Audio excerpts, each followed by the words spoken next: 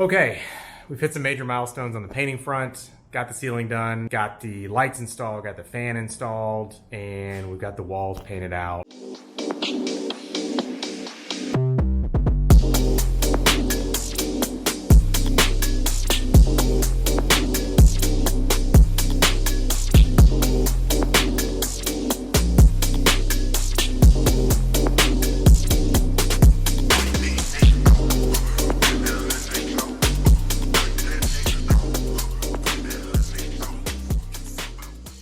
Harbor Gray, courtesy of Obsessed Garage, Matt Mormon. It's the color. If you follow OG, you know this is his reco. I'm actually really liking this color a lot. It's a great gray in that it's not too dark, not too light. It's just enough color on the wall to create contrast against something white, but not really too dark to make this feel like a dungeon or a cave. I did paint the back side of the garage doors in the Harbor Gray. Everything looks just super clean now that it's painted. Definitely makes a big difference. Made a little bit of an audible on the floor. So originally I was gonna do epoxy. I was looking at a DIY solution. The more I did some research, I realized that to get some decent product, you know, kind of prosumer product, I guess I would say, from like Sherwin-Williams or like epoxycoat.com or one of these websites, I would need to spend a good bit of money on that. Then I would also need to concrete grind this floor. As you can see, it's in okay shape. It's been painted before. It does have some areas where that's lifted. It's got some areas that have a little bit of cracked area. It does have some areas where tires have been sitting, created some low spots. So we're gonna need to do concrete prep. We would need to concrete grind. I would need to move all this stuff out. I don't really have a great place to store this. We have a pretty decent sized basement, but it's pretty full. And so I'd probably have to rent a storage unit. Long and the short, all told, between tool rental, storage, a decent epoxy, all the supplies, and about a week of hard labor, really just didn't make a lot of sense to do it that way. And so what I've elected to do is Swiss tracks. So the more I looked at this floor and the more I did research, my initial concern was that given that there's a little bit of unevenness and that this isn't completely level, the Swiss tracks would really struggle in here. But everybody that has it, that I've kind of pinged and reached out to, has really said that if you've got a floor that's somewhat uneven, has some more concrete spots like this, Swiss tracks is perfect. So we're gonna go with Swiss tracks. I'm gonna get that ordered and I'll kind of walk you through all that. But what we're gonna need to do is actually paint this FRP turn up. I had left this unpainted because I thought I would epoxy coat up to that line. Of course, I'm gonna wanna take it down the floor with Swiss tracks. We'll finish that up, but lighting's done, ceiling's done, fan's done, wiring's done. As soon as we get this piece painted right here, we will be ready for the fun part, which is installation of the cabinet array here on this back wall. AV to include audio and TV, Wi-Fi, all those good things out here, and then tool organization. One quick note on the lights. I actually swapped these bulbs out today. These are 4000K, so these LED strips that I put along this beam, these were at closer to 5600. I actually find that pretty harsh, just to be honest.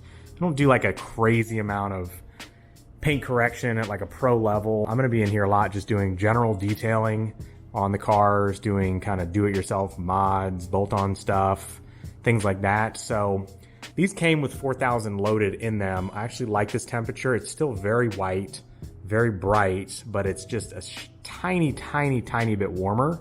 So I swapped these out to match. For now, I'm really liking it. All right, so we got some cabinetry up. This is, I'm gonna be honest, super rewarding to get to this stage in the build. So got the center cabinet up, two side cabinets. We're gonna do one more base cabinet on either side and then two tall two-door storage cabinets over here to complete the look. So no uppers, gonna put a TV and whatnot up here. I don't have that much stuff to store, so I'm gonna hold off on the uppers. But the way I did this is I followed the paint can trick, courtesy of Obsessed Garage. The height of a paint can is about the perfect height to hold up these base cabinets off the floor to give you about a 41 inch work surface, which is really, really good height. So the trick to this one, the 4 base cabinets, so the 2 over here and the 2 over here from the same line of Husky. This center cabinet is actually a slightly different line. I actually had a lot of trouble finding a 4 drawer, but I need one. So this one's gonna be a little shorter. I'm gonna fabricate a trim piece on the bottom there to just match this gloss black. That's gonna be super simple, but basically I had to set the height of this. Then you obviously wanna set this on your wall centered if you're doing 5 or 7 or 9, any odd number. So we centered that on the wall, got the height ready here. We checked for level and plumb. This is an old garage. I got about as close as I could, but got it definitely level, which is important visually when you're looking at it, but then plumb also so that you don't have things, rolling around, screws, things like that, front to back when you have the counters on there. So leveled, plumbed it, and then we put in, I think you can probably see these, a whole lot of Tapcons.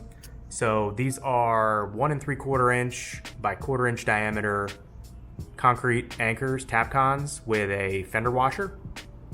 So on these cabinets, they basically run along the top. That's how they're designed, because there's only one drawer, and so a lot of this weight's just gonna be pulling straight down as opposed to cantilevered. In this cabinet, we actually have 8 of them spaced all the way up and down the back side of this, straight back to the wall. And then again, on this side, you can see those fender washers and Tapcons across the top.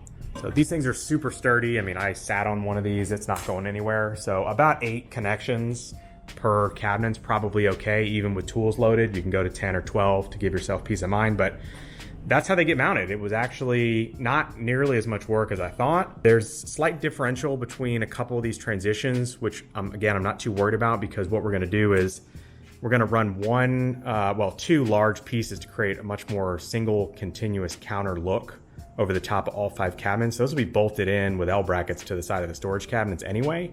So all of this is basically gonna float and really be supported at either end. So I'm not reliant on this being exactly level cabinet to cabinet in order for the counter to sit level. I think that's gonna provide a really good look, a little bit more of a custom install look, as opposed to using the supplied tops, which would have 5 individual tops across each one of these with a bunch of seams. So cabinets are looking great. Got 4 more to put up, but just wanted to check in and explain kind of how this paint can method works. For those of you who are looking at wall mount cabinets, this is a really good technique. Just paint can it, shim it to get it level and plumb, use your Tapcons, use your fender washers, and put about as many as you feel like you need to for security's sake.